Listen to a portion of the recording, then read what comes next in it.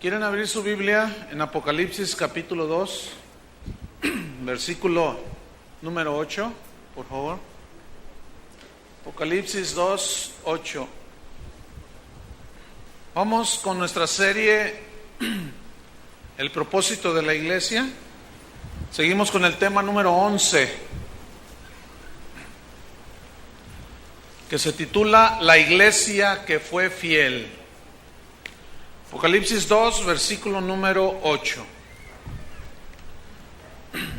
Y escribe al ángel de la iglesia en Esmirna, el primero y el postrero, el que estuvo muerto y vivió, dice esto: yo conozco tus obras y tu tribulación y tu pobreza, pero tú eres rico, y la blasfemia de los que se dicen ser judíos y no lo son, sino sinagoga de Satanás.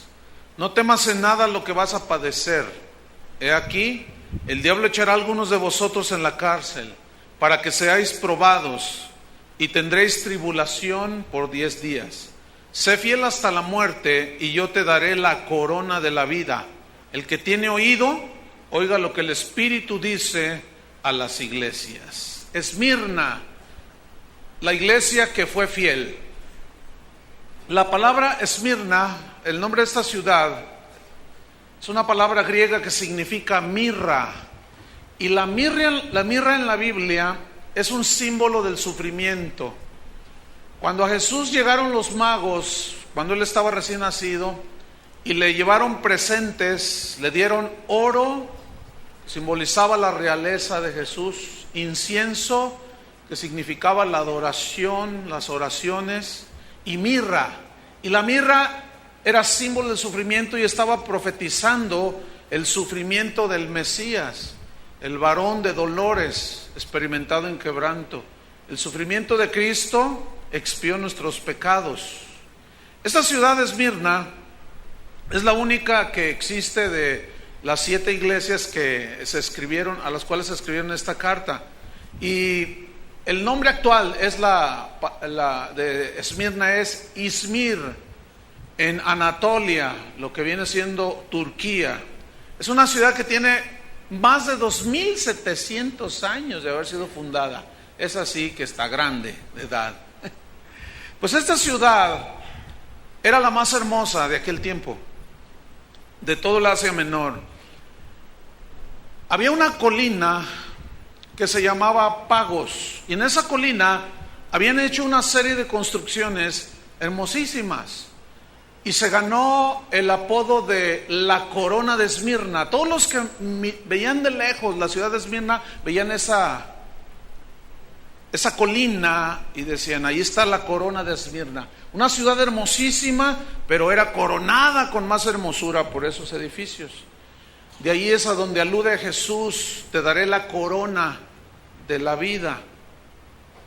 Y en esta ciudad había 2 grandes templos paganos.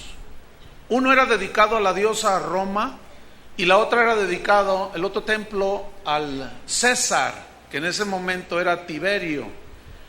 Y bueno, esta ciudad de Esmirna estaba a 60 kilómetros de la ciudad de Éfeso, que vimos hace 8 días, ¿se acuerdan? La iglesia que dejó a Jesús. Eran tan cercanas, pero tan distantes. Había cristianos, había una iglesia en Éfeso y una iglesia en Esmirna, pero tan diferentes los cristianos de ambas ciudades, tan cerca la una de la otra, pero tan lejos en sí mismas, en sus propósitos, en su caminar con Cristo. Eran muy diferentes los cristianos que vivían en esta ciudad. La iglesia de Esmirna fue fundada por el apóstol Pablo durante su tercer viaje misionero, por allí en el año 53 después de Cristo.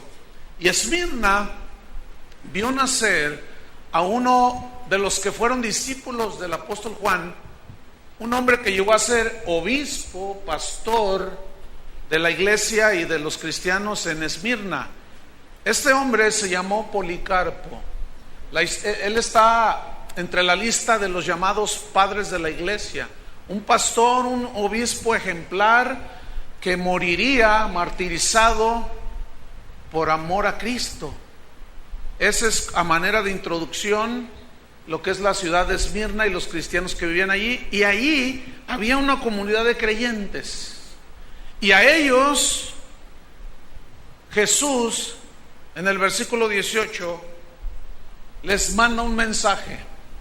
Le dice en el versículo 8, 2:8 de Apocalipsis: y escribe al ángel, al pastor de la iglesia en Esmirna, al encargado, al responsable de la iglesia, escríbele, porque el primero y el postrero, el alfa y el omega. El alfa es la primera letra del alfabeto griego, el alfa, el omega es la última letra del alfabeto griego y significa el principio y el fin. Es decir, en Cristo Jesús, es que es el Señor de la historia. Él es el mismo ayer y hoy y por los siglos de los siglos. Cuando dice el primero y el último, el primero y el postrero, significa que Él sabe todo, que Él conocía todas las cosas desde antes de la fundación del mundo. Y si Él conoce el principio y el fin, escuchen bien, sabe perfectamente lo que sucede en medio. Él te conoció desde antes de haber nacido. Naciste, conoció tu inicio, conoce tu final, pero conoce todo lo que va a suceder en tu vida en ese lapso. Él es el Señor de la iglesia. Él es el que tiene el control del universo, el que tiene el dominio. Todo el universo, la creación están sujetas ante Él. Bueno, ese creador del universo le dice: el primero y el postrero, el que estuvo vivo, el que estuvo muerto y vivió, dice. Y esta frase, estuvo muerto y vivió, se tradujo del griego eugéneto necros, que significa literalmente muerto, asesinado por mano ajena, por mano enemigo. Ciertamente así fue, pero no se quedó en la muerte, resucitó. Y escuchen, Jesús, al haber muerto y por medio de la resurrección haber vencido la muerte, nos da a nosotros la misma victoria. Nosotros ciertamente moriremos en el cuerpo, si es que no viene el Señor antes, pero sabemos que seremos resucitados para estar con el Señor siempre. Y Jesús es digno, es totalmente confiable de que nosotros lo tomemos como el guía de nuestra vida, porque Él conoce todo lo que concierne a la vida, a la muerte y a la resurrección. Entonces le dice: el primero, el postrero, el que estuvo muerto y vivió, dice esto. Como está vivo, Él sigue hablando. Y cuando Él habla, hay que poner atención. Y si Él te habla hoy, no endurezcas tu corazón, más bien ensánchalo. Deja que la palabra de Dios penetre tu corazón, porque Dios nos va a hablar en esta tarde. Versículo número 9 comienza con la frase: yo conozco tus obras. Significa: yo te he visto todo lo que haces. Conozco tu corazón, conozco tus pensamientos, conozco lo que hiciste ayer, conozco lo que hiciste hace un año, pero es más, conozco lo que harás mañana. Eso sí está poderoso. Y el Salmo 139, versículo 1, el rey David decía lo siguiente: oh Jehová, tú me has examinado y conocido. Tú has conocido mi sentarme y mi levantarme. Has entendido desde lejos mis pensamientos. Has escudriñado mi andar y mi reposo. Y todos mis caminos te son conocidos. Pues aún no está la palabra en mi boca, y he aquí, oh Jehová, tú la sabes toda. Detrás y delante me rodeaste, y sobre mí pusiste tu mano. Tal conocimiento es demasiado maravilloso para mí. Alto es, no lo puedo comprender. Al rey David se le fundieron los fusibles. También a mí se me funden, y deberían de fundírsete a ti también, al saber que Él conoce exactamente todo, cualquier intención. No hay nada oculto ante su presencia. Él sabe lo que estás pensando en este momento. Él sabe lo que hiciste ayer y sabe lo que, por supuesto, lo que estás haciendo ahora, pero sabe dónde tienes tu corazón y sabe lo que vas a hacer y a decir dentro de una semana, dentro de 10 años. Qué tremendo es eso. Pues ese dijo, yo conozco tus obras, nada se me escapa. Esto habla del control que tiene el Señor sobre todo. Yo he visto, ¿qué es lo que había visto? He conocido tu tribulación, conozco tus obras, lo que tú haces, y tu tribulación, le dice. Y esta palabra tribulación se tradujo de la palabra slipsis, que tiene 4 sinónimos de tribulación. Uno es aflicción, otro es angustia, otro es estrechez, escasez significa aquí, otro es persecución. Entonces noten lo que el Señor le está diciendo a los cristianos de Esmirna. Yo te he visto, yo conozco todo acerca de ti, he visto tu aflicción, he visto cuando lloras, he visto cuando sufres, he visto tu angustia, he visto tu estrechez, he visto cuando te han perseguido y por esa persecución por causa mía tú has sufrido. Yo lo he visto. Yo he visto tus lágrimas en la noche. He visto cómo se te ha ido el sueño y que sufres. No se le escapa nada al Señor. Yo lo he visto, dice. No solo he visto tu tribulación, sino he visto, ¿qué más? Dice ahí en el versículo 9, tu pobreza. La he visto, dice el Señor. Y esta palabra pobreza, aquí en este texto, se tradujo de la palabra togeia, que significa suma pobreza material. Yo he visto tu suma pobreza material. He visto que a veces te escasea el pan. He visto que a veces no tienes para pagar la renta. He visto que la falta de trabajo te ha metido en una estrechez económica y has entrado en una suma pobreza material. Cuando yo leí esto, vinieron a mi mente preguntas que voy a lanzar al aire. La primera es la siguiente: ¿por qué Jesús, si vio la estrechez y la suma pobreza material, por qué el Señor los dejó en esa condición? Esa es una buena pregunta, ¿no? ¿Por qué? Pregunto, ¿por qué los cristianos de Esmirna no reprendieron la maldición de la pobreza? ¿Por qué? ¿Sería tal vez que no conocían el evangelio de la prosperidad? Pregunta, ¿o acaso ignoraban el poder de la confesión positiva, por medio de la cual podían alejar la pobreza? Pregunta, ¿por qué no ataron al demonio de escasez? ¿Será que eran más ignorantes que los cristianos de este tiempo? Pues mire, déjame decirle algo, pero esta es la única iglesia, junto con la de Filadelfia, a las cuales Jesús no les recriminó absolutamente nada. Si los cristianos de Esmirna no hicieron esas cosas que yo pregunté, Jesús no les recriminó absolutamente. ¿Y por qué no reprendiste? ¿Y por qué no ataste al demonio? No les reprochó absolutamente nada. Todo lo contrario sucedió con los prósperos cristianos de la iglesia en la Odisea, fíjate. Ve ahí en el capítulo 3 del mismo Apocalipsis, versículo 14.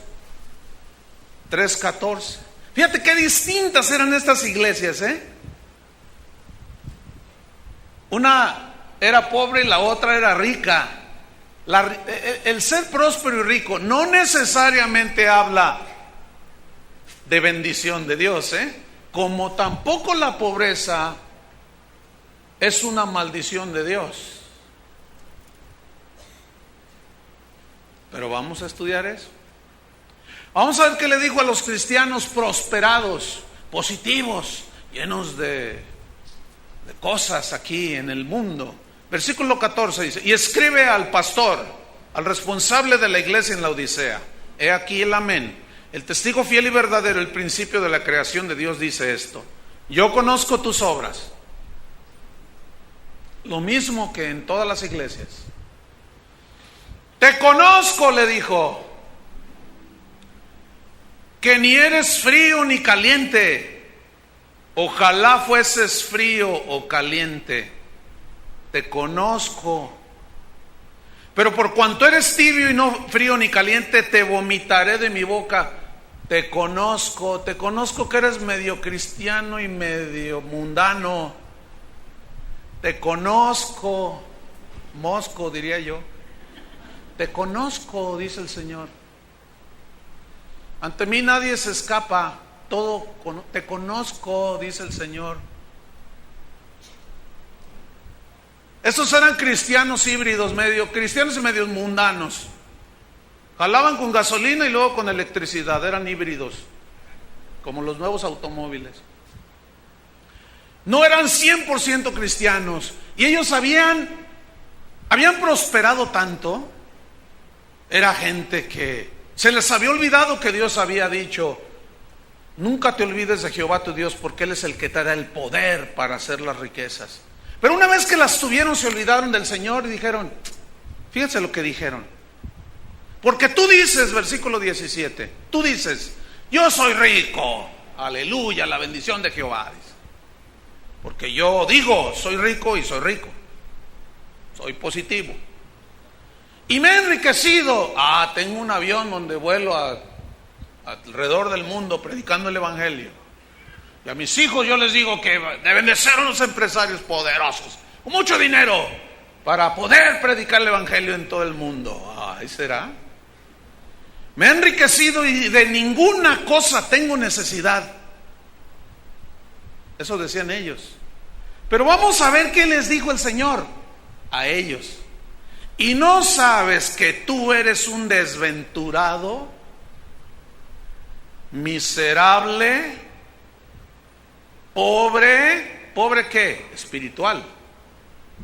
Ciego, no puedes ver las verdades y las cosas del reino espiritual. Y estás desnudo.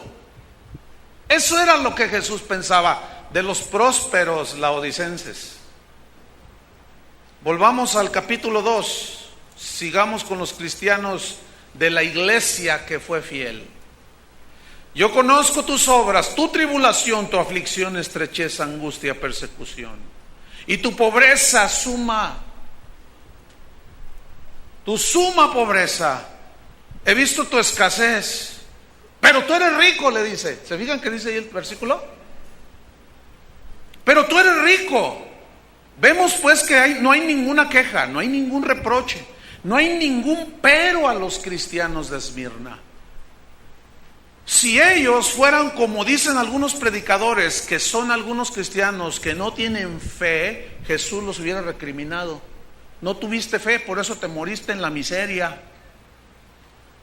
Pero vimos que nunca los reprimió Jesús, ni les reprochó, ni les dijo un solo pero. Al contrario, yo he visto tu suma pobreza, pero eres rico, le dijo. Y la frase eres rico se tradujo de la palabra ploutos, que significa riqueza abundante, mucha riqueza, que tiene las dos implicaciones: riqueza material y riqueza espiritual. Pero en el caso de los esmirnos, la riqueza no era material, porque ya Jesús miraba la suma pobreza material en la que ellos estaban. Entonces la pregunta es, ¿qué riquezas poseían los de Esmirna? Riquezas espirituales. Dice a los laodicenses, tú dices yo soy rico, y yo te digo que eres un pobre. Eres rico en lo material, pero pobre en lo espiritual. Entonces aquí Jesús está poniendo en orden las cosas. ¿Cuál es la verdadera riqueza? ¿La material o la espiritual? Por supuesto que la espiritual, porque los cristianos en Esmirna poseían las riquezas de la gloria de la herencia de Cristo. Ellos habían alcanzado todas las riquezas del pleno entendimiento. Ellos habían conocido el misterio de Dios el Padre y de Jesucristo, en quien están escondidos todos los tesoros de la sabiduría y del conocimiento. Colosenses 2, 2 y 3. Los cristianos en Esmirna habían resucitado con Cristo, Colosenses 3:1, y buscaron las cosas de arriba, donde está Cristo sentado a la diestra de Dios. Moisés, uno de los hombres más ilustres dentro de la historia del pueblo de Israel, ese hombre dice en Hebreos 11 que rehusó llamarse hijo de la hija del faraón, teniendo como riqueza el vituperio de Cristo, menospreciando todo lo que el mundo y el pecado podía darle como deleite, y prefirió ser vituperado que gozarse de los deleites temporales del pecado, y rehusó toda la herencia que le correspondía como un hijo adoptivo del faraón, de la hija del faraón, porque tenía su mirada puesta ¿en dónde? Dice, en el galardón. Cristo era su galardón.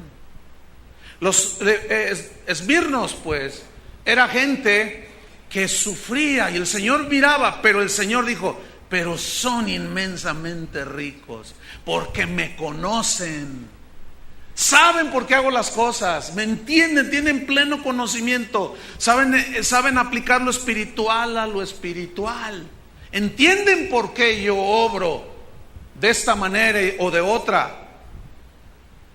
Un conocidísimo, él se autodenomina evangelista, un famosísimo, él dijo lo siguiente, yo lo tomé literal de un video que tengo allí, y dijo lo siguiente, está hablando de la prosperidad, y dice: estoy harto de oír que las calles son de oro allá en el cielo. Si lo vuelvo a oír, vomitaré. Yo no necesito el oro en el cielo. El oro lo quiero aquí, ahora. Lo quiero aquí en la tierra. Si alguien viene y me dice: oye, pastor, pero el verdadero tesoro está en el cielo, mira, si alguien viene y me dice eso, yo le doy una patada. Esos son los actuales maestros de la prosperidad. Son de esa calaña y engañan a la gente. Porque si así fuera, entonces Jesús les hubiera recriminado. Juan les hubiera dicho: oigan, los de Esmirna, ¿qué pasó, hermanos? A Policarpo les hubiera dicho: oigan, aten al diablo, pues, echen el demonio de la escasez. Pero entonces aquí viene una pregunta, fíjate, surgida del versículo 10. En el 9 todavía estamos. Pero tú eres rico, dice. Yo conozco tu tribulación, tu pobreza, pero tú eres rico. Pero conozco también la blasfemia, dice, de los que se dicen ser judíos y no lo son, sino son sinagoga de Satanás. Conozco la blasfemia. Sé quienes dicen que son de mi pueblo, pero no lo son. Esta es una revelación tremenda. El Señor conoce a los que se dicen ser cristianos y no lo son. Sabe que son infieles y le coquetean al otro. Esta es una revelación porque el Señor conoce las iglesias que son verdaderas. Él sabe dónde se predica su evangelio, pero también conoce a las que se dicen que son iglesias cristianas y no lo son, que predican uno que parece evangelio pero no es evangelio. Y el Señor sabe que son simples clubes cristianos, supuestos cristianos. El Señor sabe todo. Él sabe aquí, de todos los que estamos aquí, Él sabe quién es de a de veras y quién no. Yo no, mira, a mí me puedes engañar. Y de aquí todos tienen cara de Juan Diego. Así, un santo, no hace nada. Pero el Señor conoce, el Señor sabe, el Señor conoce perfectamente. Con todo ese conocimiento de Dios, en el versículo 10 le dice a los cristianos: no temas en nada lo que vas a padecer. Resaltan varias palabras en esa frase. No temas, no temas, no tengas miedo. Ya el apóstol Juan, que supervisaba todas esas iglesias en Asia, les había dado el mensaje de Cristo, por eso habían creído. Y seguramente les dijo, en una ocasión Jesús dijo, en el mundo tendréis aflicción, pero confíen, yo he vencido al mundo. Yo les voy a preparar una morada para todos vosotros. En lo que voy y vengo, ustedes están aquí en el mundo y van a sufrir, y van a tener persecuciones, y van a pasar tiempos difíciles, pero no tengan temor. Alguien se puso a contar las veces que aparece la frase no temas en toda la Biblia y contó que había 365 veces la frase no temas. Qué interesante, ¿no? Una para cada día. ¿Por qué? Porque si hay algo que inhibe la fe, es el temor. Si hay algo que nos aprisiona, es el miedo. Cuando alguien está sumamente temeroso, se queda estático así. Muévete, y está todo aterrorizado. Entonces el miedo inhibe, frena. Y los cristianos en Esmirna estaban caminando fielmente con Dios y le dicen, no teman, en nada teman, nada se me escapa, soy el primero y el último, sé lo que viene en la mitad del trayecto de las vidas de todos ustedes. No teman en nada. Pero luego le dice Jesús, no teman en nada lo que vas a padecer. Teato, ¿cómo que padecer? Cancelo tus palabras. ¿Cómo? Si Cristo ya llevó todos mis sufrimientos y mis dolores, sí, pero consecuencias del pecado. Ahora, aquí viene una pregunta, porque luego algunos argumentan y dicen, ¿a poco tú quieres que tu hijo sufra? Y tú dices, no. Pero yo te pregunto, ¿sufre? Pues sí. ¿Sí o no sufre tu hijo? Por más que lo ames, como eres tú su padre, no lo vas a dejar que haga lo que quiera, ¿verdad que no? Y el Señor al que ama disciplina, lo mismo que un padre a su hijo. Y la disciplina trae sufrimiento, ¿sí o no? Trae aflicción, trae pruebas de la vida. Entonces les dice, no temas en nada lo que vas a padecer. Pero aquí viene otra pregunta muy importante. ¿Por qué permitió que sufrieran? ¿Por qué el Señor permite que los cristianos suframos de distintas maneras? ¿Por qué?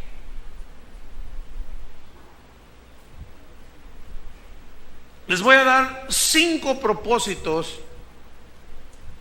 del sufrimiento. El primero, nos acerca más a Cristo y nos afirma en Cristo.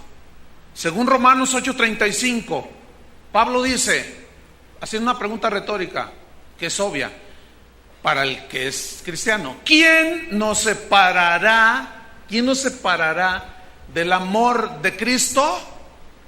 Y comienza una lista. ¿Qué dice la primera? ¿Tribulación? La respuesta es no. ¿Angustia? No. Fíjense en lo que Pablo dice que los cristianos pasan, Tribulación. ¿Angustia? No. ¿Persecución? No. ¿Peligro? No. Escuche. ¿Hambre? No. Escuche. ¿Desnudez? No. ¿Peligro? No. ¿Espada? No. Por lo cual estoy seguro que ni la vida ni la muerte, ni lo alto ni lo bajo, ni los ángeles, ni los principados, nada nos podrá separar del amor de Dios que está en Cristo Jesús. ¿Por qué? Nada de eso que dice la Biblia que todos los cristianos estamos expuestos a pasar. ¿Por qué? Porque nos acerca más a Cristo. El verdadero Hijo de Dios tiene como refugio al Señor. Le viene un problema, le viene una situación, lo primero que hace va y se abraza de la cruz. Sin ti no puedo. Dependo totalmente de ti, Señor. Tú eres el Dios de toda gracia. Ese es el primer propósito. Un segundo propósito del sufrimiento: nos identifica con Cristo en su sufrir. En Juan 15:18 Jesús dijo: si el mundo os aborrece, si el mundo los odia, si el mundo los rechaza, los persigue, sabed, fíjate el verbo saber, conocimiento. Qué importante es el conocimiento en los cristianos. Y si de algo Satanás se vale para engañar a los hijos de Dios, es de la ignorancia. Porque cuando a alguien se le dice que Cristo murió en la cruz para hacerte rico, y cuando viene la prueba que quiebra el negocio, ¿qué le explican a ese? Y después dicen: no, esto no es para mí, me engañaron. Entonces dicen: ya no voy, y castigan al Señor. ¿Por qué a mí? ¿Que no moriste en la cruz por mí para hacerme rico, Señor? Yo quiero que mi negocio prospere. Por eso vine a la iglesia, para que me bendigas y me prosperes. Y ese es un engaño. Hace tiempo murió un ministro del evangelio que su mensaje central era la prosperidad. Murió de cáncer. Cuando yo me entero que muere de cáncer este ministro, lo primero que viene a mi mente son las ovejitas a las cuales él pastoreaba. Yo las podía ver haciéndose la siguiente pregunta: ¿qué pasó? ¿Pero por qué? Atamos al diablo, cancelamos toda enfermedad, reprendimos, no recibimos nada, y nuestro pastor se murió de cáncer. Si eso le pasó al pastor, ¿qué me va a pasar a mí? Eso es lo lamentable, hermanos. Eso es lo lamentable. Porque esa es una media verdad nada más, que a fin de cuentas viene siendo un engaño. Entonces la gente se turba y dice: no, pues no. No, si de esto se trata, no. No, y si a lo mejor alguien está aquí y dice: no, o sea, a mí me dijeron que si yo venía y aceptaba a Cristo me iba a ir re bien. No, pues están hablando de que sufrimos. No, ahí nos vemos. Adiós. Hemos quitado el mensaje de la cruz del evangelio. Pero sufrir por Cristo, como vamos a ver, es un privilegio. Y para eso estamos puestos todos. Entonces Jesús dijo: si el mundo se aborrece, sabed, sepan, no sean ignorantes, sabed que a mí me aborrecieron primero. El discípulo no es mayor que su maestro, dijo. Si a mí me lo hicieron, a ustedes se los harán. Por eso dijo en el Sermón del Monte: bienaventurados los que sufren persecución por causa de mí y del evangelio. Bienaventurados, porque grande será su galardón, permaneciendo en la fidelidad. La tercer propósito del sufrimiento es que afirma nuestra fe, fortalece nuestro espíritu, nuestro ser interior. Según Romanos 8:18, San Pablo dice así: mas tengo por cierto, o sea, verdadero, que las aflicciones del tiempo presente. ¿Qué aflicciones tienes tú en el tiempo presente? A lo mejor tu marido te hace sufrir y sigue siendo el rinoceronte desencadenado de siempre. Y tú oras y parece que no pasa nada, y mala onda tu marido, tus hijos, el jefe en tu trabajo, tu compañero, te dicen cosas, te atacan. Ay, pues tengo por cierto, decía Pablo, que las aflicciones del tiempo presente no son comparables con la gloria venidera que en nosotros ha de manifestarse. En otra parte a los Corintios les dijo: porque esta leve tribulación momentánea, refiriéndose al sufrimiento por Cristo aquí en la tierra, esta leve tribulación momentánea, ¿por qué él la catalogó como leve tribulación momentánea? porque en comparación con la eternidad no es nada. Por eso dijo, esta leve tribulación momentánea produce en nosotros un eterno peso de gloria acá adentro y de esperanza de que un día todo esto se va a acabar y no se puede comparar los años que vivamos aquí y sufriendo por Cristo, pasando de todo, bueno, malo. Es como en el matrimonio, nada más que a algunos se les olvida. Cuando te casaste, el ministro dijo, ¿prometes serle fiel en las buenas y en las malas? Y tú dijiste que sí. El ministro te preguntó en la riqueza y en la pobreza y tú le dijiste que sí. Y mucha gente dice sí, pero en cuanto viene la pobreza, la escasez, ahí nos vemos, no sirves para nada, le dice ella. Yo quiero camioneta nueva cada año, yo quiero una casa, yo quiero. Y tú eres un bueno para nada, así es que ahí nos vemos. Bueno, ¿qué no prometiste, mujer? Pues así son muchos cristianos. Sí, Señor, te seguiré a donde quiera que vayas, le dijo uno. Y lo miró Jesús, le dice, ¿de veras? ¿En serio? No me digas. Pues ahí le estoy inventando yo, ¿no? No me digas, ¿tú me quieres seguir? Sí, a donde quiera que vayas. ¿Conoces las zorras? Claro, esas tienen guaridas. ¿Conoces las aves? Sí, claro, esas hacen nidos. ¿Sabes que yo en ocasiones no tengo ni dónde recostar la cabeza? ¿Todavía me quieres seguir? Bueno, deja que primero vaya en tierra a mi padre y luego te sigo. ¿Ven? Es un engañoso evangelio el que te promete pura bendición, pura prosperidad. Son mentiras. Y el diablo ha engañado a muchos cristianos con ese falso evangelio, hermanos. No, hay de todo, hay bendiciones, por supuesto.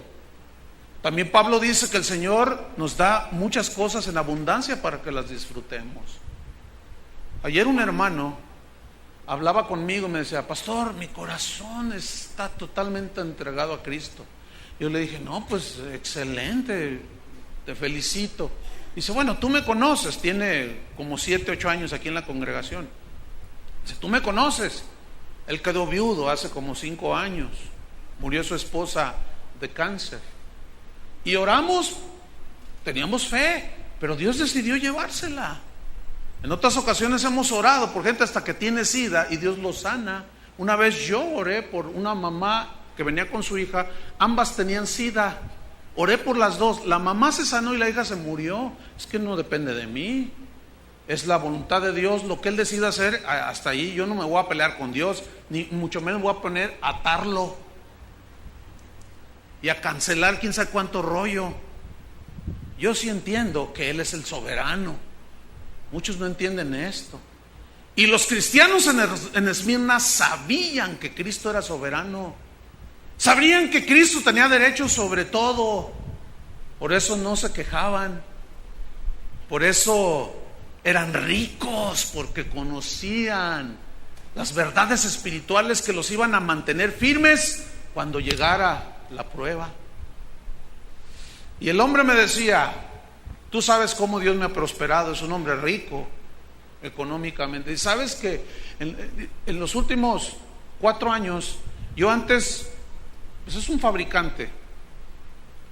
Dice, antes yo hacía mis cobros cada mes, no, ahora los estoy haciendo diario, pastor. Y es mucho dinero, dice. Pero te voy a decir una cosa, me dice, no me mueve en nada.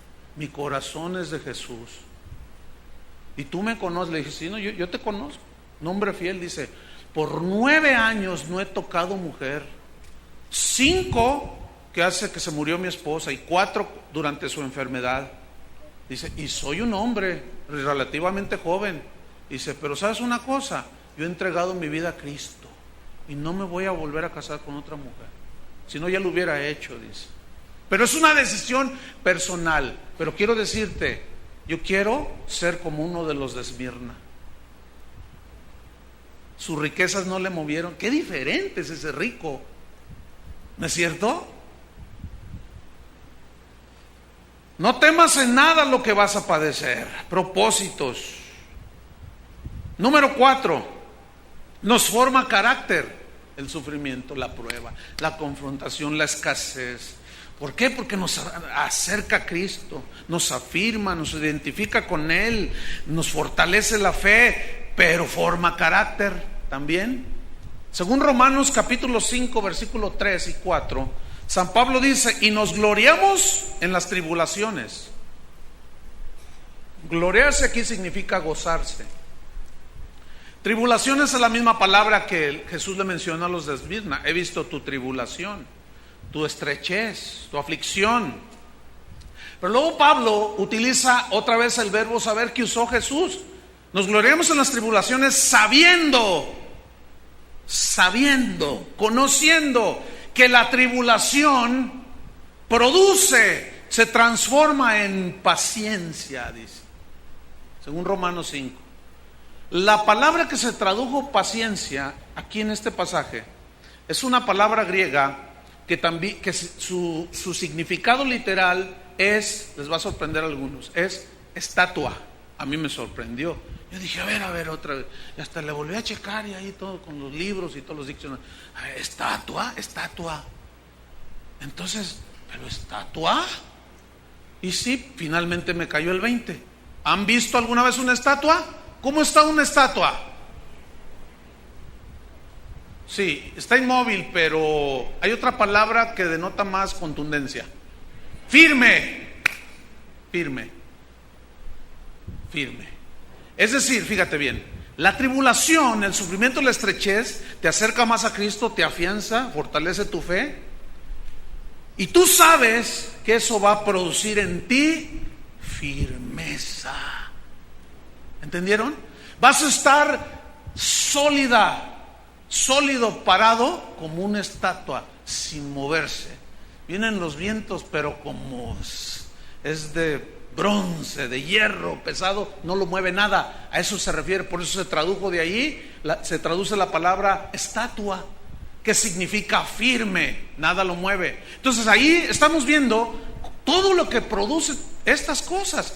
Pero cuando viene la prueba, la tribulación, el sufrimiento en las vidas de los cristianos del siglo XX, lo primero que hacemos es atar al diablo. Y acá le dice, te lo voy a soltar. ¿Cómo está eso? Porque el Señor sabe. Los cristianos en Esmirna sabían. Los cristianos de hoy somos un montón de ignorantes. Por eso somos tan diferentes a los cristianos de aquel siglo. Apenas una pruebita, una cosita y hermano, ayúdame a orar, a atar al diablo, a reprenderlo. Vamos a hacer una velada una vigilia para reprender a todas las potestades, y el que está tratando contigo es el Espíritu Santo. Y aún, como en el caso de los esmirnos, suena medio raro, ¿verdad? Los esmirnos.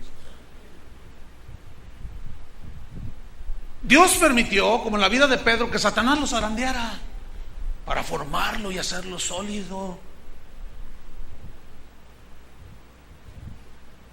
El quinto propósito, miren, vamos a Oseas, abran su Biblia en Oseas 5:15.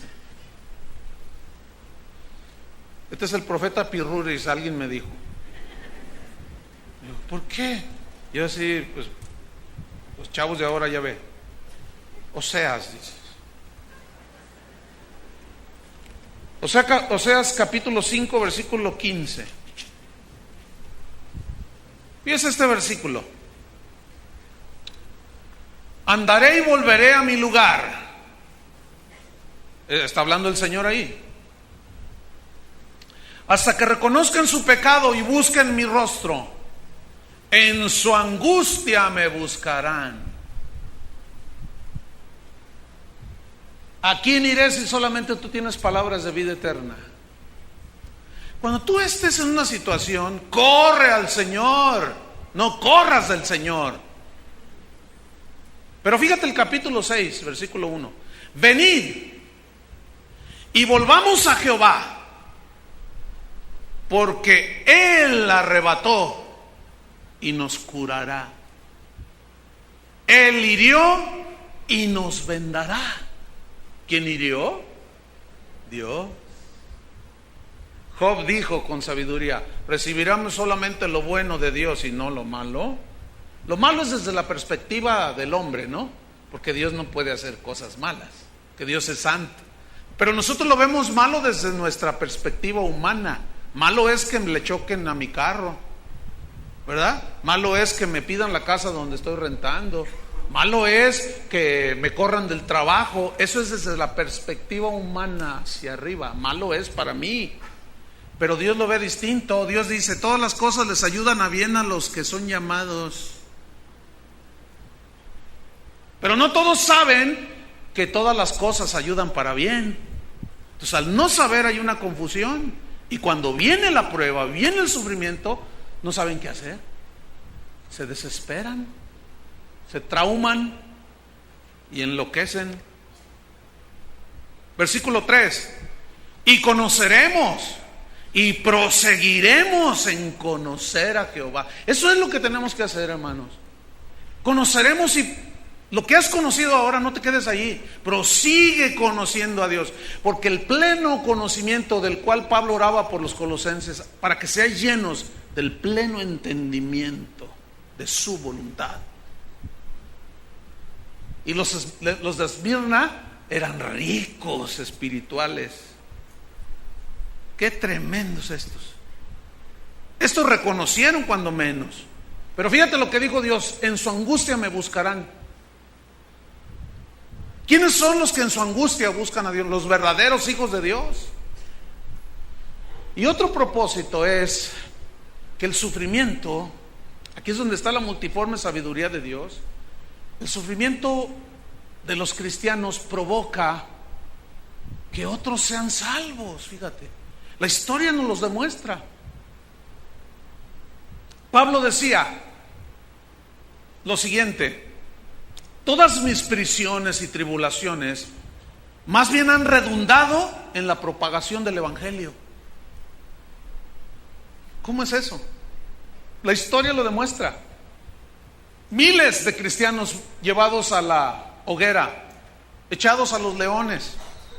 Historias que están ahí escritas por historiadores serios, Flavio Josefo, entre otros, Latino, y otros historiadores, que cuentan cómo los cristianos eran martirizados, y los soldados que estaban allí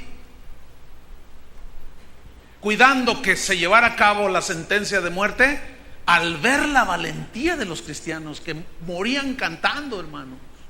Nerón se golpeaba la cabeza, ¡no!, gritaba, porque los ponía en postes a los cristianos, los rociaban de combustible y les encendían para iluminar los patios de su palacio, y los cristianos morían cantando, y gritaba y decía: cállenlos, ¿por qué cantan?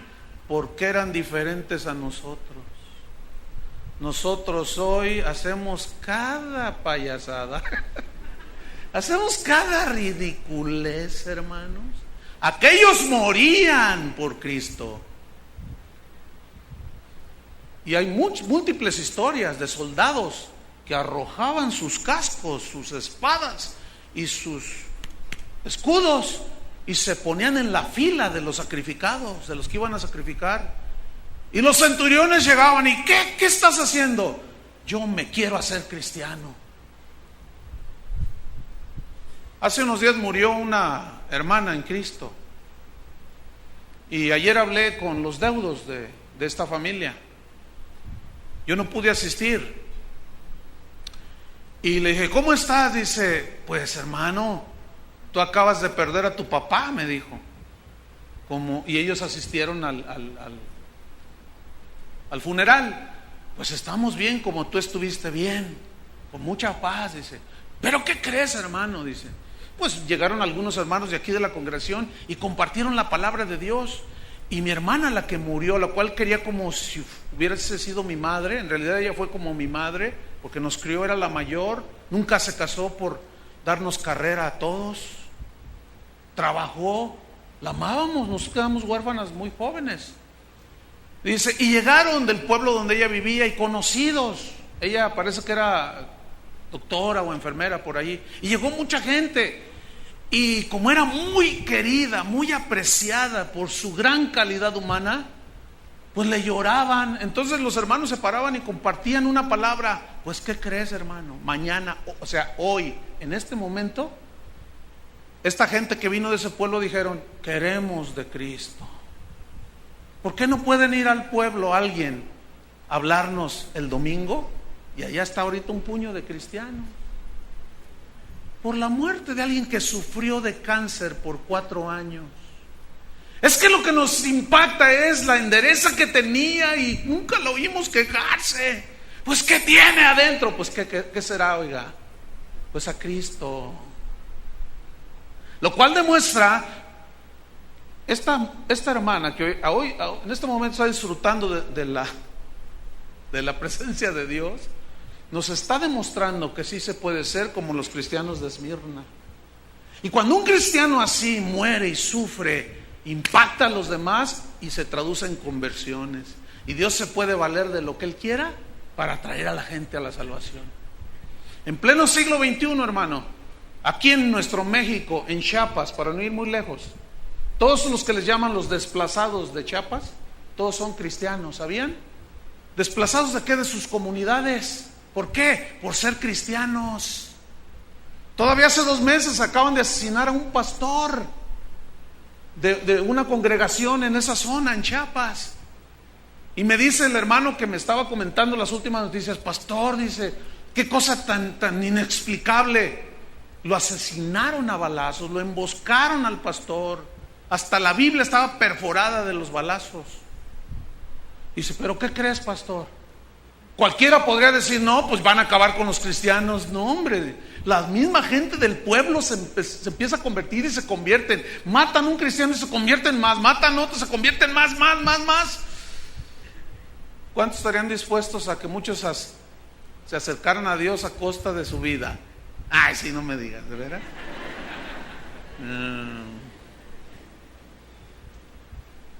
Mejor ahí le dejamos y nos vamos adelante. Primera de Pedro 4:12. Primera de Pedro 4:12.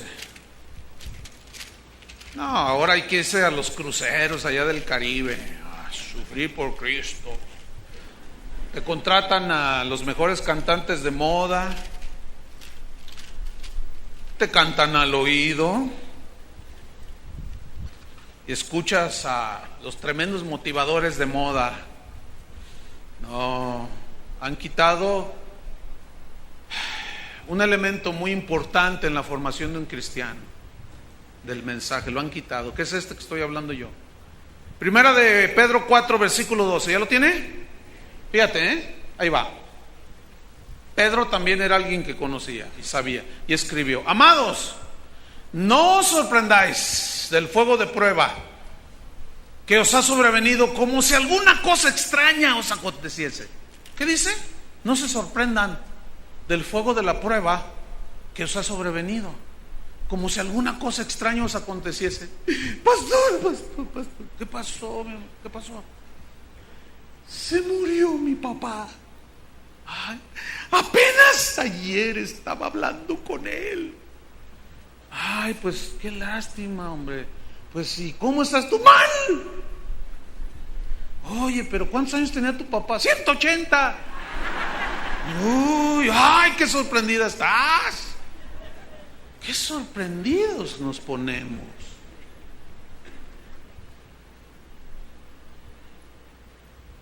¿Qué dice la Biblia? No se sorprendan. ¿Qué hacemos los cristianos del siglo XXI? Nos sorprendemos. Ay, a mí. ¿Y yo por qué? ¿Y por qué a mí? ¿Yo qué hice? Estamos ahí. Ay, hermano. No les sorprenda del fuego de la prueba que os ha sobrevenido, como si alguna cosa extraña les aconteciese. ¿Qué quiso decir? Es normal entre los cristianos. Porque fíjate, ¿sabes cuál es la única diferencia entre un cristiano y un no cristiano? Cristo. Porque los mundanos sufren, también los cristianos. Pero la gran diferencia es Cristo en vosotros, la esperanza de la gloria. Pues estamos aquí en el mundo. Los cristianos también chocan. Los cristianos se tropiezan y se caen. Si tú eres cristiano y no usas el puente peatonal, te aplasta un camión. También estamos sujetos a los mismos peligros y todo. Nada más que nosotros al morir nos vamos con el Señor. Y mientras estamos aquí el sufrimiento lo vamos enfrentando con fe. Sabemos que eso trabaja en nosotros y nos hace gente más sólida. Fíjate que esa es la gran diferencia. Mentiras de los predicadores que dicen que no es verdad que los cristianos sufren. Esa es una mentira. La prueba está, es abundante el argumento bíblico. No se sorprendan, dice, del fuego de la prueba que os ha sobrevenido, sino gozaos, versículo 7, por cuanto sois participantes de los padecimientos de Cristo. Ahí está identificación. Para que también en la revelación de su gloria os gocéis con gran alegría. Si sois vituperados por el nombre de Cristo, sois bienaventurados, porque el glorioso Espíritu de Dios reposa sobre vosotros. Ciertamente de parte de ellos Él es blasfemado, pero por vosotros es glorificado. Esta semana, creo que fue el jueves pasado, recibí un recado, me mandaron un recado. O sea, a veces la gente no tiene el valor civil de decirlo así directamente. Y bueno, pues está bien, me mandaron un recado de uno que se dice apóstol allá en los Estados Unidos. Y el recado era este, por medio de un amigo. Y el recado era esto: dile a ese Chuy Olivares que le tenemos prohibido venir a los Estados Unidos. Qué triste me puse, porque han de ser de la migra. Porque a la hora que yo presente mi visa, me van a decir: tú eres el tal Chuy Olivares, tienes prohibido entrar a los Estados Unidos porque estás predicando un evangelio corrupto. Fíjate, qué tremendo. Entonces tienes prohibido venir. Ahí vieron qué triste me puse. Escuche bien, 3 amenazas de muerte por correo electrónico. Ni siquiera me lo dicen de frente. Qué ridículo, ¿cómo es posible? Tú dices, a ver, un cristiano, y dicen que son cristianos, un cristiano amenazando de muerte a otro cristiano, esos son hijos de la serpiente. Esos no son cristianos. Jesús se los dijo a los fariseos: nosotros somos hijos de Abraham. ¿Ustedes son hijos de Abraham? Sí, cómo no. Si fuesen hijos de Abraham, las obras de Abraham haríais, pero me queréis matar. Vuestro padre es el diablo, les dijo. Y es el mismo mensaje que yo les regreso allá. Me quieren matar. Viera qué miedo me dio, hermano. Hasta guaruras traigo. ¿Sí sabían que traigo ya guardaespaldas, no? ¿No los ven? No, porque son invisibles. Y no me cobran nada. Son gratuitos, enviados del cielo. Y si Dios permitiera que me dieran agua, de veras, hermano, yo no tengo miedo. Me quieren callar porque hablo esto, hágame favor. Les pregunto a mi congregación: ¿quieren que me calle?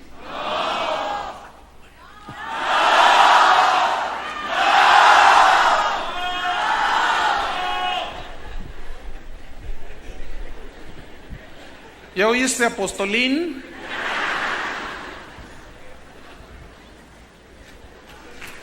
Ay, versículo 15. Miren, por eso dicen que luego yo los ando asusando, Dice, no, ese Chuy nomás anda causando división entre los hermanos, dice. Divide las iglesias.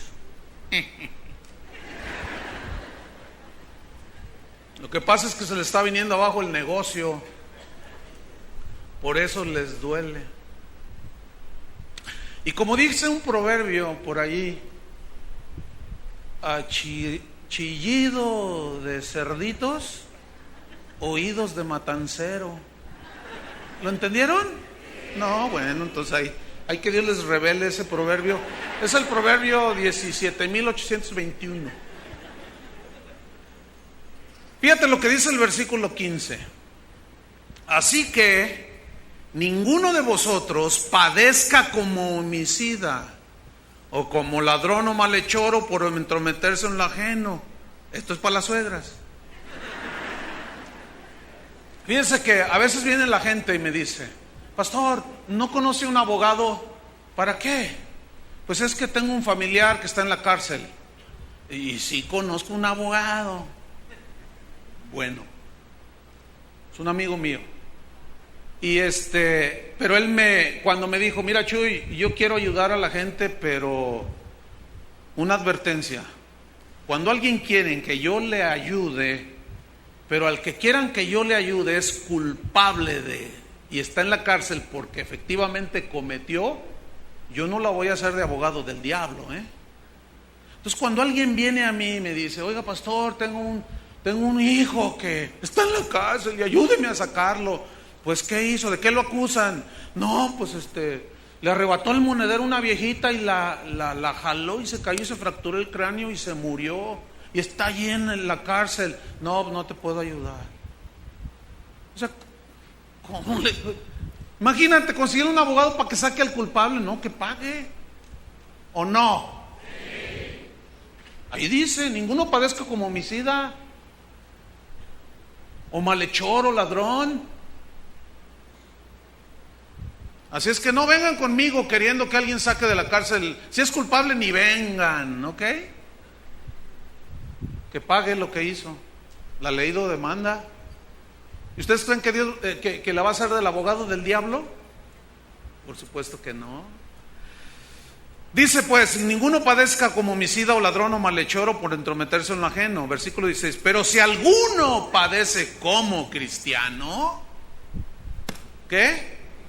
Si alguno padece como cristiano, no se avergüence, sino glorifique a Dios. Versículo 19. De modo, noten este texto, que los que padecen según la voluntad de Dios, te reprendo, hermano. Es que ¿cómo va a ser la voluntad de Dios que yo padezca? Bueno, entonces bórrale de allí. A ver, córtale la hoja. Bórrale ese versículo. Es que no, es que a mí me han predicado que Dios quiere hacerme feliz. Pues sí, pero allá en la gloria, mientras estés aquí, vas a llorar. Pero tiene propósito el sufrimiento. ¿Ah? De modo que los que padecen según la voluntad de Dios, ¿qué deben de hacer? Encomienden sus almas al fiel Creador y hagan el bien. Segunda Timoteo, que está atrasito, inmediato, capítulo 3. Ay, hermanos. Segunda Timoteo 3:10. Fíjate lo que le decía Pablo al joven pastor Timoteo. Pero tú, le dice a Timoteo, has seguido mi doctrina, la doctrina apostólica. Hoy cualquier doctrina anda por allí y muchos la siguen. Has seguido mi conducta, le dice, mi propósito, mi fe, mi longanimidad, mi amor, mi paciencia. Tú has seguido eso, Timoteo. Versículo 11. Has seguido mis persecuciones, has seguido el mismo camino, mis padecimientos como los que me sobrevinieron en Antioquía, en Iconio, en Listra. Persecuciones que he sufrido, y de todas ellas me ha librado el Señor. ¿Qué significa? No que no las pasó, sino que sufrió, pero en ese sufrimiento Dios lo fortalecía, lo alentaba, lo formaba, e hizo el Señor un poema en la vida de Pablo. Pero fíjate lo que viene el versículo 12. Y también, ese también te incluye a ti y me incluye a mí. Incluía a Timoteo. Y también todos los que quieren vivir piadosamente en Cristo Jesús sufrirán persecución. Mira, escúchame. Hazte amigo del mundo y hasta Grammys te entregan. Hazte amigo del mundo y el mundo te aplaude. Trata de vivir en santidad y te echas al mundo encima. Trata de ser un hombre íntegro y de verdad y te echas encima al mundo, a tu familia, a tus amigos, a tus compañeros de trabajo. Por eso no todos quieren vivir piadosamente en Cristo, porque no les gusta las persecuciones, que finalmente traen sufrimiento. No todos quieren. En cuanto tú decidas caminar bien con Dios, hasta algunos de la misma iglesia se te van a echar encima. Ay, sí, el supercristiano. Ay, sí, lee mucho la Biblia. Ay, sí, está en el instituto bíblico. Oh, ay, sí, hasta griego está aprendiendo. Ay, mira. Déjalos, ese montón de carnales. No les hagas caso. Déjalos. ¿O qué? ¿Te quieres hacer igual que ellos? Entonces, ¿estás dispuesto a sufrir el rechazo? No les gusta esto, ¿verdad? Entonces, sí. Sí. ¿Cuántos quieren ser prosperados? A eso sí les gustó, ¿verdad? Eso sí les gustó. ¿Cuántos quieren que su negocio prospere? Eso sí les gustó. ¿Cuántos quieren sufrir? Bien poquitos. No, si yo sé lo que les gusta, pero no les voy a hablar lo que les gusta, sino lo que necesitan y lo que les conviene. Vámonos al final de la historia. Apocalipsis 2, versículo 10, ahí estamos. No temas en nada lo que vas a padecer. He aquí el diablo echará a algunos de vosotros en la cárcel. Te reprendo. Cancelo tus palabras. Cancélale a Jesús sus palabras, No recibo eso. Pues aunque no lo quieras recibir. Oigan, hermanos, ¿qué dijeron los? A mí me intriga lo que los cristianos de Esmirna, a los cuales, Jesús no les recriminó nada. No hubo un pero, no hubo un nada para ellos. Y les dice: el diablo va a echar a algunos de vosotros en la cárcel. Otra vez, ¿por qué no hicieron guerra espiritual? Otra vez, ¿por qué no ataron al diablo? ¿Por qué? Otra vez, ¿por qué Jesús permitió esto? La respuesta está en el mismo versículo 10. He aquí el diablo echará a algunos en la cárcel para que seáis probados, y tendréis tribulación por 10 días, lo cual habla de que la tribulación no es todos los días. No, hay buenos tiempos y tiempos tristes. Hay tiempo para llorar, tiempo para reír, tiempo para comer, tiempo donde no hay que comer. Tiempo para reír, tiempo para llorar. El sabio antiguo lo dijo, pero sí, muy bien. Pero los sabios de hoy dicen: no, todo es tiempo de reír, todo es tiempo de gozar. ¿Cómo no? Esos se enferman y dicen que andan de gira y están en el hospital con todas las intravenosas ahí, porque se están muriendo. Así lo disfrazan con viajes. ¿Dónde anda el pastor? ¿Dónde anda el apóstol? Anda en una gira y está en el hospital. Ese que dice que los enfermos, que los cristianos no se enfermen, están metidos en el hospital cuando se enferman, cuando les da diarrea. Se tienen que meter al hospital.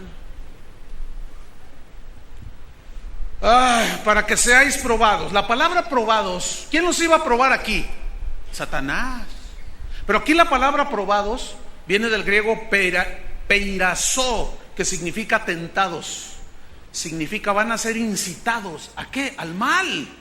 Ahora, ¿cuál era la tentación aquí? Que el diablo iba a provocar a los cristianos de Esmirna, que Dios permitió.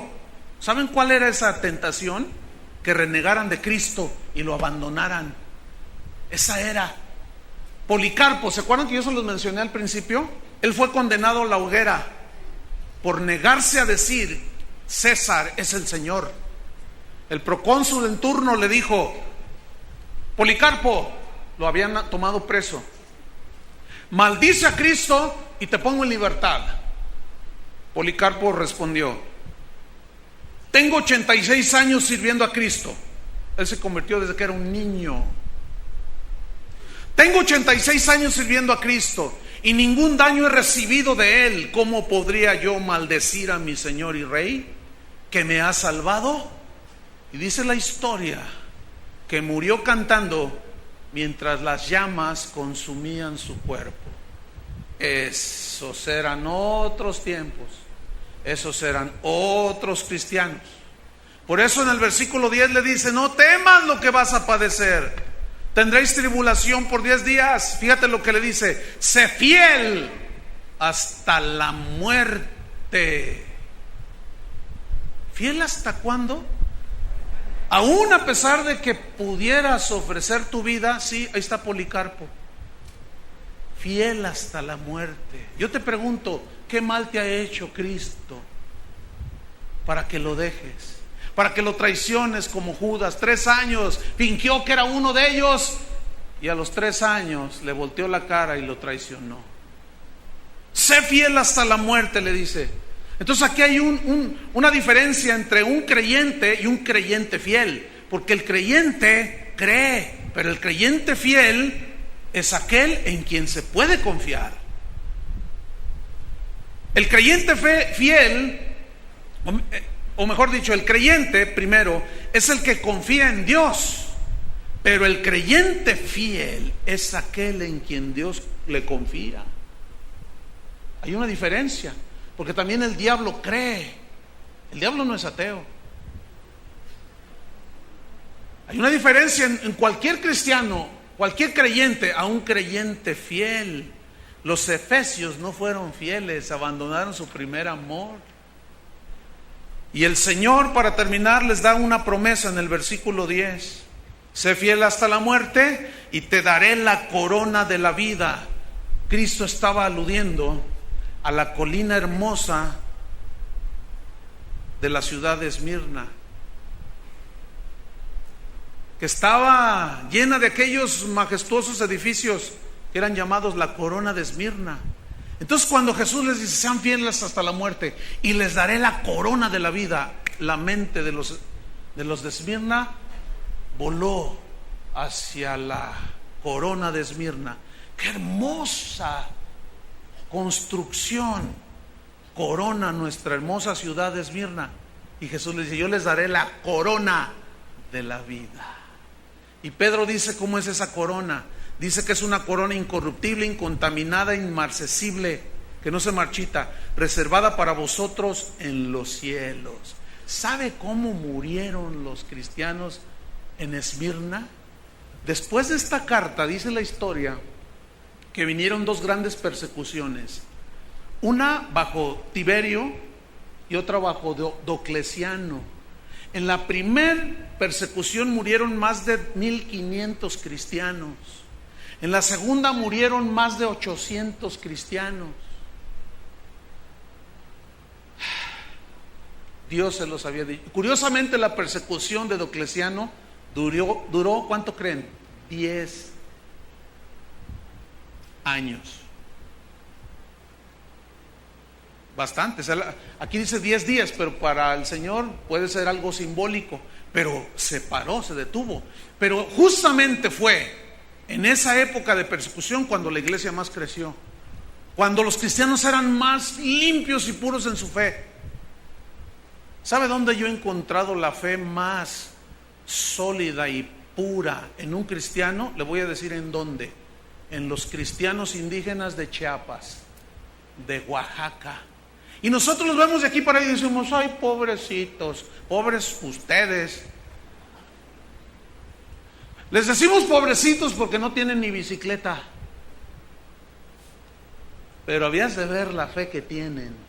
Habías de ver cómo agarran sus morralitos y se van corriendo porque los quieren matar con sus niños. Y cuando los agarran, un hermano que acaba de partir con el señor hermano Pedrito, misionero de esta iglesia, hacia los indígenas de todas esas zonas, si él les hubiera, a muchos de ustedes les contó testimonios, cómo los emboscaban. Una vez los emboscaban, dice: mira, era un tipo enorme, medía como 1.80 y traía un machete. Me dijo: acércate para acá. Dice, y yo me hinqué y dije: bueno, Señor, si hasta aquí es, hasta aquí. Y yo hasta puse la cabeza así, y yo oyendo ese testimonio. Y dice, y yo esperaba el golpe. Pero ¿qué crees, pastor? Me dice, de pronto escuché que alguien corría. Entonces yo levanté mi cara y corrieron los que nos habían emboscado. Y corrieron y se fueron y nos dejaron ahí.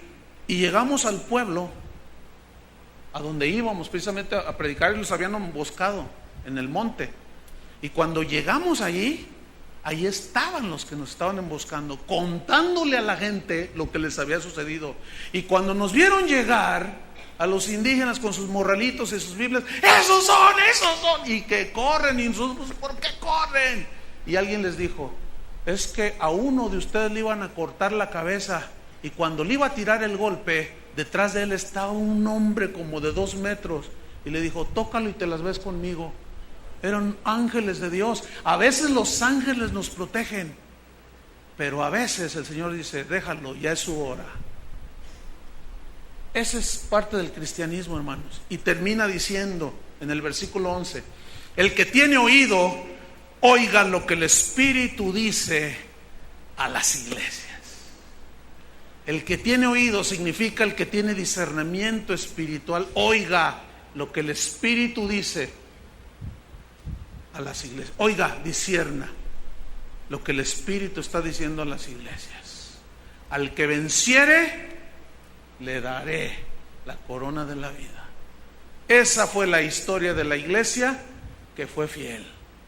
Si ustedes me preguntaran cuál sería tu mayor deseo, o si Cristo me dijera, te quiero dar un deseo, pídemelo, ¿cuál es? Yo le diría, sin lugar a dudas, Señor, que esta congregación sea una congregación fiel. Eso es el máximo anhelo, que ustedes sean fieles, como soldados en medio de la batalla se mantengan. ¿Cuántos van a seguir hasta la muerte siendo fieles? Pónganse de pie, pónganse de pie. Levanta tus manos al cielo. Acuérdate que el Señor conoce todo. El Señor conoce todo. Conoce tus obras, tu angustia, tu tribulación. Pero ahora ya sabes que Dios está haciendo contigo, que Dios está trabajando contigo. No tengas temor, hermano. Encomienda tu alma. Dios es el fiel creador. Y Él te va a sostener. Y Él te va a dar aquello que tenía Pablo y Silas cuando los azotaron y los metieron al calabozo. Se pusieron a cantar.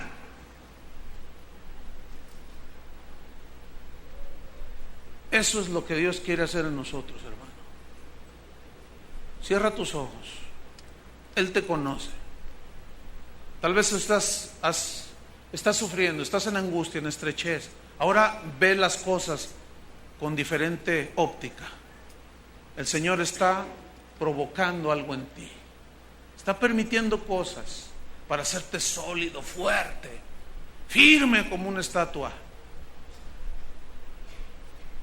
Tal vez tú eres pobre, pero si tú entiendes estas verdades, yo te digo como Cristo les dijo a los de Esmirna, pero eres rico. Tú no puedes tener, tal vez no tengas nada, y como dicen por ahí, no tienes ni en qué caerte muerto. Ah, pero cuando te mueras, sí tienes en qué caerte muerto, ¿verdad que sí? En los brazos de Jesús.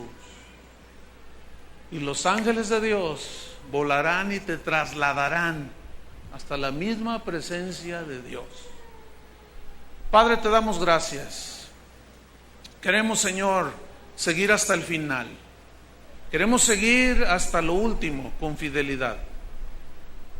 Queremos caminar contigo en santidad, en honestidad, en integridad. Guárdanos, Señor, de la maldad del mundo, pero en medio de las tribulaciones, fortalécenos, Señor. Y que sepamos, que tengamos sabiduría para entender que todo tiene un propósito. En el nombre de Jesús, ayúdanos, Señor, con tu gracia, para ser fieles hasta la muerte. En el nombre de Jesús. Amén. Que Dios los bendiga.